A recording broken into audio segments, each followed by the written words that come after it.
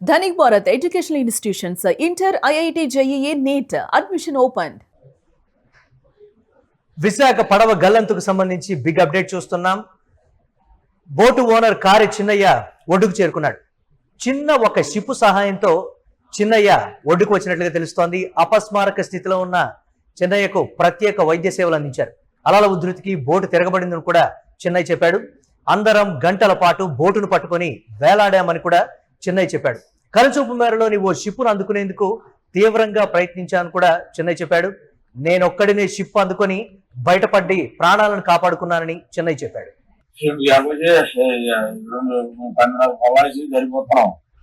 జరుగుతుందిగా అయితే 10 మైళ్ళు ఉంది లాగేసుకున్నాం నీటికి కడిగేసి చెప్పేసి వచ్చేద్దాం గాలి ఎత్తుకుంటుంది. అది కూడా అయిపోయింది. చేతుందిగా ఓటు ఏడైంది అనుకున్న వాళ్ళు వచ్చిన వెంటనే తెరబడిపోయింది. తెరబడిపోయిన వెంటనే 7 వెళ్ళాము. 6 కనిపించాము. పొడుగు మీద 4 మైళ్ళు బోర్డు ఉండిపోయితే ఆ 6 9 గంటల దాకా ఉన్నాం. 9 గంటల దాకా ఉండి ఆ బోర్డు కూడా అప్పుడు కిందకి వెళ్ళిపోతుంది. పొడుగు కిందకి వెళ్ళిపోతే 9 గంటల దాకా ఉన్నాము. అది వెళ్ళిపోయిన తర్వాత మనం చేయలేము. 2 బోర్డులు ఒక కోడికి బోర్డు ఇచ్చాము. గద్దాన్ని ఆ కళాశాల వచ్చాము.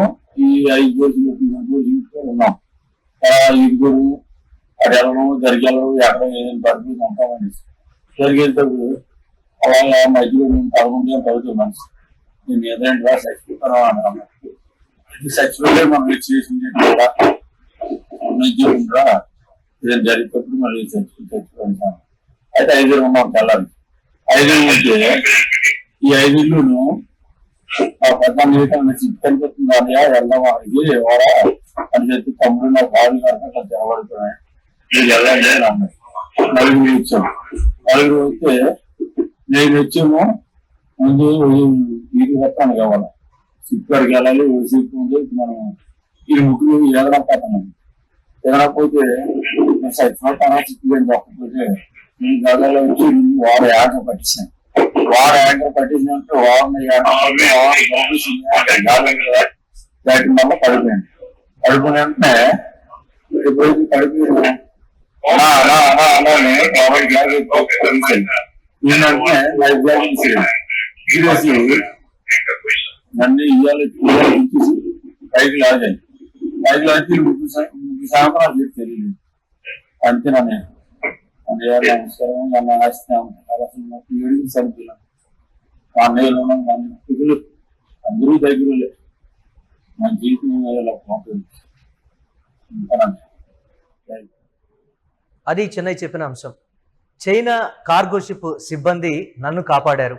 చాలా దూరం వరకు కొంతమంది ఈత కొట్టారు, కానీ వారు అలిసిపోయారు. ఈ నేపథ్యంలో ప్రమాదం జరిగిపోయింది అనేటువంటి మాట వారి విషయంలో.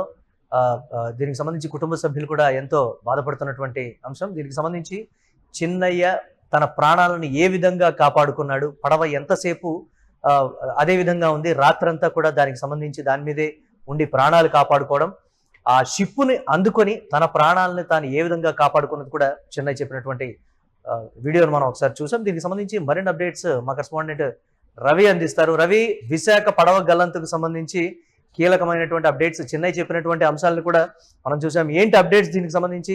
అధికారులు ఏం చెప్తున్నారు? మిగతా వారి పరిస్థితికి సంబంధించి ఎలాంటి సమాచారం ఇస్తున్నారు అధికారులు? సముద్రంలో వేటకు వెళ్లిన 7 మత్స్యకారుల్లో ఒకరైన బోటు ఓనర్ కారి చిన్న ఒక చైనా షిప్ సహాయంతో ఒడ్డు కొట్టుకొచ్చిన సంగతి మనందరికీ తెలిసిందే. అతడు ఈ రోజు ఉదయం నుంచి సాయంత్రం వరకు కూడా అపస్మారక స్థితిలో ఉన్నాడు. అపస్మారక స్థితిలో ఉన్న అతనికి ప్రత్యేక వైద్య బృందం అత్యవసర చికిత్సలు చేయడం జరిగింది. ఈ నేపథ్యంలో అతను కొంచెం కోలుకొని అధికారులు అడిగిన కొన్ని ప్రశ్నలకు సమాధానం చెప్పాడు. అలాగే సంఘటన జరిగిన విధానం ఏంటి, సముద్రంలో నడి సముద్రంలోని అసలు ఏం జరిగిందన్నది ఇప్పటి వరకు కూడా ఎవరికి స్పష్టత లేదు. ఒకే ఒక వ్యక్తి ఆ 7లో ఒకరు ఒడ్డుకు రావడంతో ఆ వ్యక్తి చెప్పిన ఇన్ఫర్మేషన్ చాలా, ఆ వివరాలు చాలా ఇంపార్టెంట్ గా నిలిచాయి. సో అతను చెప్పేది ఏంటంటే సముద్రంలోని అలలు చాలా ఉధృతంగా వచ్చి ఆ బోటు తిరగబడిపోయిందని, అందులోని తనతో పాటు ఉన్న 6లో ఒక 2 బోట్ ని అలా పట్టుకొని ఉండిపోయారని, వాళ్ళిద్దరూ కూడా ఈత కొట్టడానికి అసలు ఓపిక లేని పరిస్థితిలో ఉంటే మిగతా నలుగురితో కలిపి చిన్న సమీపంలోని కొంత దూరంలోని చాలా దూరంలోని ఒక చైనా కార్గో షిప్ కనబడితే దానిని అందుకొని ప్రాణాలను కాపాడుకోవడం కోసమని ఆ 5గురు కూడా ప్రయత్నం చేయగా తాను ఒక్కడనే ఆ షిప్ దగ్గర చేరుకోగలిగారని మిగతా 4 చేరుకోవడానికి వాళ్ళకి అవకాశం కుదరలేదని వాళ్ళు ఈత కొట్టడానికి వాళ్ళకి అంత ఓపిక రాకుండా పోయిందని కాళ్ళు పిక్కలవి తిరగబడి కొంతమంది ఆ ఈత కొట్టలేకపోయారని వాస్తవంగా అక్కడ జరిగిన సంఘటన ఏదైతే ఉందో దాన్ని కళ్ళకట్టినట్లుగా అధికారులకు తెలియజేయడం జరిగింది.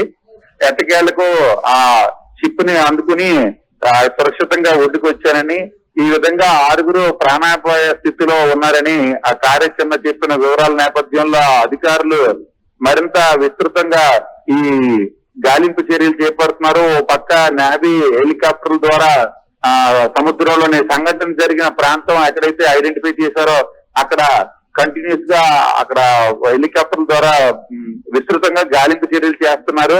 అలాగే కోస్ట్ గార్డ్ బోట్లు ఏవైతే ఉన్నాయో గజెతగాళ్ల సహాయంతో కూడా అక్కడ ముమ్మరమైనటువంటి గాలింపు చర్యలు చేపడుతున్నారు.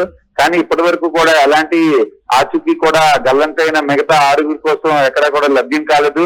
ఒకవైపు రాష్ట్ర ముఖ్యమంత్రి అవనవ్వండి, జిల్లా మంత్రులు అవనవ్వండి, రాష్ట్ర మంత్రులు అవనవ్వండి, కలెక్టర్, పోలీస్ కమిషనర్ ఇలాగా అన్ని స్థాయిల అధికారులు, అన్ని శాఖల అధికారులు కూడా దీని మీద పూర్తిగా నిమగ్నమయ్యి దీన్ని మానిటర్ చేయడం జరుగుతుంది.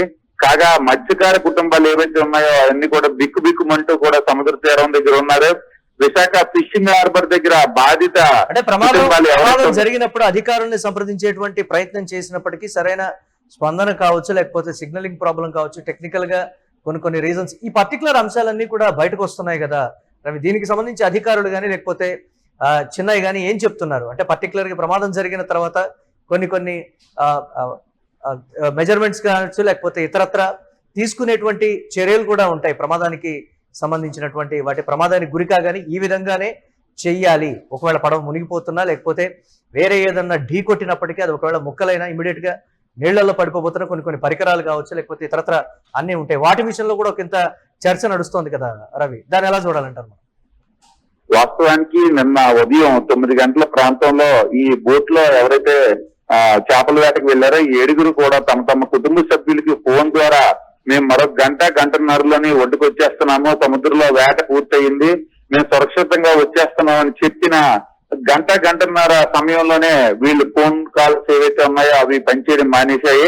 అయితే ఈ విషయాన్ని వాళ్ళ కుటుంబీకులు నిన్న మధ్యాహ్నం కానీ సాయంత్రం 4 గంటల వరకు కూడా ఒకవేళ సెల్ ఫోన్ ఛార్జింగ్ అయిపోవడం వల్ల వాళ్ళు కాంటాక్ట్ చేయలేకపోయారేమో, అందు గురించేనే ఒడ్డుకి అంత వేరు రాలేకపోయారని చాలా వరకు నిన్న సాయంత్రం వరకు నిరీక్షించారు. నిన్న సాయంత్రం వరకు కూడా ఉదయం 10 గంటలకు వస్తానన్న వాళ్ళ కుటుంబ సభ్యులు ఎవరైతే ఉన్నారో వాళ్ళు నిన్న సాయంత్రం 6 గంటల వరకు కూడా ఒడ్డుకి చేరుకోకపోవడంతో ఒక్కసారిగా కంగారు పడి వారందరూ కూడా సమీపంలో ఉన్న మత్స్యశాఖ కార్యాలయానికి, ఫిషింగ్ హార్బర్ దగ్గర ఉన్న మత్స్యశాఖ కార్యాలయానికి వెళ్లి సమాచారం అందించారు. సమాచారం అందించగానే వాళ్ళు జిల్లా కలెక్టర్ కి వాళ్ళకి దాని సమాచారం చేరవేశారు. కాకపోతే అప్పటికే రాత్రి అయిపోయింది.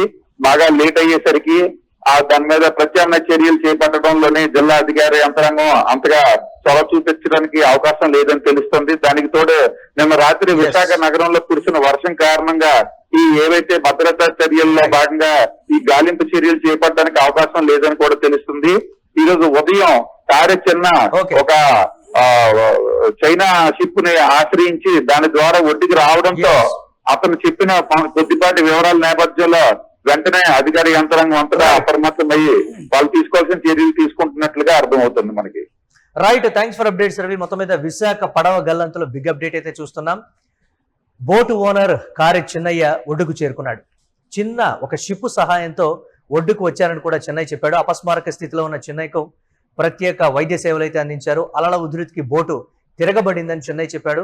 తిరగబడ్డ అనంతరం అందరూ కూడా గంటల పాటు బోటును పట్టుకొని వేలాడి ప్రాణాలను అయితే కాసేపు కాపాడుకోగలిగాం. నేను మాత్రమే కనుసూపు మేరలోని ఓ షిప్పును అందుకునేందుకు ప్రయత్నించారు, కానీ తానొక్కడు మాత్రమే షిప్పును అందుకొని బయటపడ్డట్లుగా కూడా చిన్నయ్య చెప్తున్నాడు. కొంతమంది కొద్ది దూరం ఈదిన తర్వాత, అంటే ఈత కొట్టిన తర్వాత స్విమ్ చేసి అలిసిపోయి ఇక తప్పని పరిస్థితుల్లో వారి ప్రాణాలను వదిలేయాల్సి వచ్చిందనేటువంటి మాట కూడా చిన్నయ్య చెప్పారు. ఘటనకు సంబంధించి లేటెస్ట్ అప్డేట్ చూస్తున్నాం.